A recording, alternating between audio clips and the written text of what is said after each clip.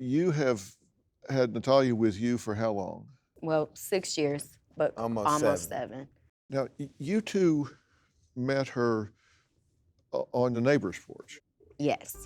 And my friend called me and was like, you need to come down here right away. So I go over there and she said, she's telling me she's 22. Like, look at her. She's not 22. And I go, are you 22? She said, yeah. But you could tell that it was just like, yeah, because I was told, That's yeah. what I'm supposed to say. So I go, okay. And she said, I have my own apartment. And I'm like, no, you don't. And she's like, I do. And I'm like, show me. So she took me over to her house, and it was definitely her apartment. She had a bed in there. She had a TV. She had like some boxed food in her freezer. I was like, well, I have a couple kids at home. Come on down. You can play with them, talk with us, whatever. So she came to our house and hung out down there, and she never left. She's been with us ever since. Is that like you to do something like that? We do When you just help. find this random person on the street and say, come hang out with us? Well, not typically. We help a lot of people, but my motherly heart was like, there's no way she could take care of herself. I was like, I can't just leave her there. How old were you at that time? I was 8 years old, maybe almost 9. So at 8 years old, you're living alone in an apartment. Yes. And you're getting your own groceries. I actually didn't even go grocery shopping. My landlord took me to it was like a gas station or something just to pick up a couple things. Well, where'd you get your food? The Barnett's, they had given me like food that they didn't really eat, like canned foods and stuff like that. And how long had you been in the apartment when you went? It wasn't that long. I think maybe about a month and a half. Okay. Well, I have a granddaughter about that age, and I can't imagine her living in an apartment by herself.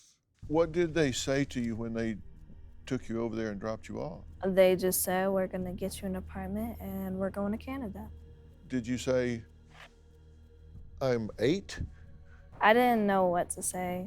I didn't really know what was going on at first until like after it happened. Like I was confused. Were you scared? I was. I didn't really like want to leave the apartment, but I had to go to school. So you went to school? Yes. How far was the school? Maybe about a block away from the house. So this is a new school? Yes. An adult school.